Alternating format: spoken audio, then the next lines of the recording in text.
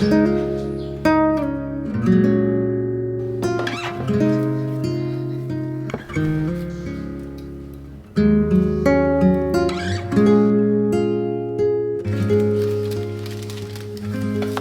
most of the year, we aren't a huge snack family. We typically rely on fruit and a big old basket full of it that if a kid's hungry in between meals, they can grab either an orange or an apple, or a quick banana requires no prep work from me, or chocolate milk. I'll put an immersion blender right in the half-gallon mason jar of milk with some cocoa powder, maybe some protein powder, honey, or date syrup or maple syrup. It's a quick protein-filled item that takes no thought ahead of time, not a lot of prep. It's easy, it's simple. But this time of year, I do like to try to keep more things on hand for the impromptu trip to the swimming hole or pool with my sisters or my friends. Now that building is in full swing, but yet we don't have any kitchen over at our build site, something to take out there for the day.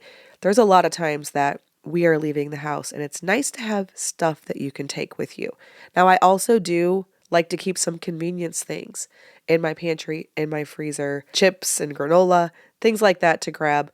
But I want to share with you some from scratch items that you can make ahead, you can keep in the refrigerator or the freezer. If you have a spare day, this time of year especially, it just feels so good to know that at any moment you can pack up a whole bunch of stuff, throw it in a bag with some water bottles, maybe a sandwich, and you're good to go. This first one I used to make all the time when I was a younger mother. It goes in and out in our kitchen. It's something that I remember, I make it all the time, we always have it.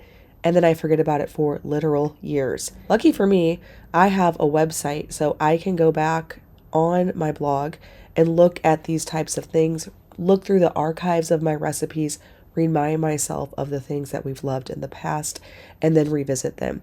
So these are homemade lara bars. I love them because they're so simple. They're just dates, cocoa powder. You can use really any kind of nut, walnut, pecan, some coconut oil to really hold them together. The full recipe is over on farmhousehomeboon.com. I will leave a link to all the recipes on here in the description box below. The next one is another one that goes in and out of fashion here in my home, not because they don't absolutely love it, but because I forget it exists or I get out of the habit of making it. Anytime I'm in the habit of making something, it's so much easier because I don't have to remember how I did it, the steps, the ingredients. I can really throw it together without even thinking, making it second nature. I'm sure we all have things like that in our kitchen. I have them, but they change over time. Like I have so many times on this YouTube channel over the years said, this is our family's go-to bread recipe. This is the one I'm making all the time. But then like a year later, it's a different one. I have one right now that is the bread I make for probably the last 3-4 months. That will probably be that for a while until for whatever reason I switch it up. And then I'm always making baguettes, let's say, or ciabatta, or an einkorn sandwich loaf. But right now it's none of those. But again, the more you make something, just the easier that it is. Once you're comfortable with granola bars or granola, I've gotten this way with granola, I can throw it together without even looking at a recipe, without measuring anything. With the granola bars, it's been a while, and so I wanted to make sure to follow it to make sure everything worked. They're a little trickier than just regular granola because you want them to stick together. So pressing them very hard into the pan is important. I used my cabbage stomper for this, which actually worked really great. I did the same thing for the lara bars. Now the lara bars, because of the added coconut oil, hold together really well without that. But it's a little bit more important with the granola bars that you really press them in there for them to hold together. What I really like about homemade granola bars is I almost always have all of the ingredients already in stock. If I don't have raisins, I can use a different dried fruit. If I don't have walnuts, I can use pecans. If I don't have pecans, I can use walnuts. They are frugal and they use basic pantry staples. Now, you don't have to wrap them individually in parchment paper and tie them up with a little string, but every once in a while, the kids think this is just so special, so fun. They honestly, in my house, go way too quickly. People like them too much, and so they don't make it to the park or to the pool. They devour them as fast as they can. Busy homeschool days and jam-packed full summer days that we have coming up do require snacks that are easy, that keep bellies full and focused, but it's also super important to me that they are nutritious. And having my pantry and freezer stocked with these easy to serve items is crucial. I want to tell you about today's video sponsor, Wild Grain. Wild Grain is the first Bake from Frozen subscription box for sourdough breads, artisanal pastries, and fresh pasta. And Wild Grain does this by partnering with small bakers and pasta makers all across the country to keep the tradition of artisanal and nutritious food alive. Wild Grain has options to suit everyone's needs. You can build your own box and customize it with your favorite products. Wild Grain's classic subscription box contains all of the original recipe sourdough bread, fresh pastas, and pastries that you will love. They also have a plant-based option and a gluten-free option. And what is so great about Wild Grain is it's actually a slow fermentation process. So you can take advantage of all of those sourdough benefits. Easier on your belly, richer in nutrients and antioxidants, and it can even help to lower blood sugar spikes. All the things that we've been talking about with sourdough for years. Wild Grain also sources clean seasonal ingredients that you can freshly bake at home, and for every new member, 4 meals are donated. I love that with Wild Grain, you get to support small bakers working in their own communities and use responsible sourcing. And the delicious sourdough bread products can go from freezer to baked in only 25 minutes, making it perfect for those busy evenings and days when there's just a lot going on. There are plenty of those for us as a large family. Wild Grain is offering Farmhouse on Boone viewers a special discount. Use the link down in the description box below or the QR code up here to get $30 off your first box plus free croissants for life when you use my partner code Farmhouse at checkout. Again, thank you so much Wild Grain for sponsoring today's video.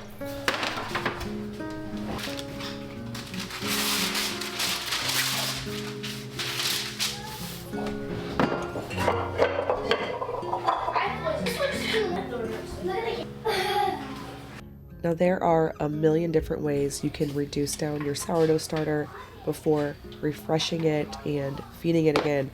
You all know I'm not a huge believer in sourdough discard, quote unquote, because I never discard anything, and I'll even pop it back in the fridge after it's already been sitting out for 12 or 24 hours and then use that inactive yeast to make bread. So I don't find myself needing to reduce it out all the time. However, I do like keeping sourdough starter in large quantities, some might call that discard, so that I can make these easy recipes that you can turn around so fast without having to ferment anything. I just already have the sourdough starter on hand. Things like waffles, crepes, pancakes, pizza crust, and these crackers that only use the sourdough starter, the sourdough discard. It doesn't matter if it's active or not active. Either way, it can yield some very delicious and easy crackers. Again, the recipe's over on farmhouseonboone.com. The thinner that you spread it out on the parchment paper, the crispier cracker you're going to get.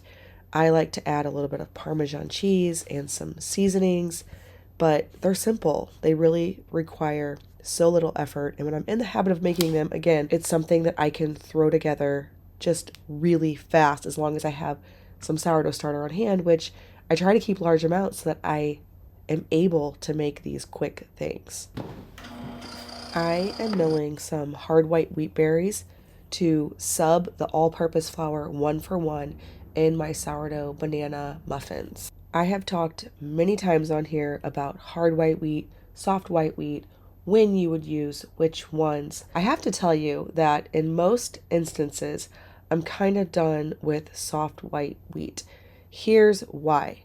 It does yield a more flaky result in things like muffins and cookies and waffles and anything that you don't have to develop that gluten. So anything where you're not getting those big, stretchy, long strands, you can sub soft white and it actually makes a better end product. However, you can't sub it 1-for-1. Now, I was just doing the 1/4 cup more flour per cup, which is what I learned from Sue Becker. But for whatever reason, with my mill, I need even more of that. And in a lot of cases, that's okay. So something like a sourdough waffle or pancake where I'm just feeding my starter until it looks like the right consistency, I can totally do soft white wheat berries because I'm just getting to the consistency. But something like muffins, I've had too many times where I don't add enough flour and you really can't tell that that's happened until you've baked them and they sink down in the middle, which is honestly, it's fine, but I have a much more consistent result and a great result in itself with using hard white wheat. I can sub it literally 1-for-1 in any all-purpose flour recipe. So it just makes it very straightforward. I don't have to guess, is this enough flour? It's always enough flour. So I'm still working on that. And I think that for me, with my mill, the way I have it set with how fine it is, 1/3 cup extra per cup of all-purpose flour seems to be the right substitution for soft white. But for me personally in my kitchen, I'm just not doing that. I'm doing any recipe that's a little bit more specific, something that can fall, or like in the case of cookies, it can really spread out. And I have to second guess if I have enough flour. I'm just using hard white and saving the soft white for things where I'm feeling for consistency. Things like waffles, things like pancakes, there's a lot more margin for error in those things. So these sourdough banana muffins with the crumb topping, over on farmhouseonmoon.com, the only change I made was I used freshly milled hard white wheat, subbed it 1-for-1 with all-purpose. So this just makes for a very healthy, filling, nutritious, on-the-go snack that's easy to throw together, all whole grain. Earlier, I mentioned fruit as something that I don't have to prepare. It's just always around. If someone is hungry in between meals, they don't think they can make it, they can grab that. Another thing that's always just around in our house is some kind of bread product. Whether it's a leftover sourdough boule that I made from the day before, or some biscuits, or some bagels, everyone pretty much knows that they can look on the counter, see if there's bread, and they're free to get it for themselves. That's not something I really worry about, something I really limit. They can either toast it and add some peanut butter or jam, or they can just get a hunk of it. The little kids ask me, or one of the older kids, for a snack, and we get it for them. But the older kids just look to see what's around. They can help themselves. Bread is something that they all tend to reach for a lot. I almost cannot make too much of it. I find myself making some kind of bread product every single day. I'll have something fermenting, something baking to stay ahead of that need. For other quick on-the-go things, hard-boiled eggs, I try to keep those in the refrigerator. Someone can have one as a quick protein source. Sliced cheese is another one. For the little kids, especially if they're just so hungry, so cranky in between a meal, I'll give them some cheese. And even if they don't eat their meal great, I figure cheese is healthy, it's protein rich, so I'm really not that worried about messing up their dinner with something like cheese. That's just how I feel personally.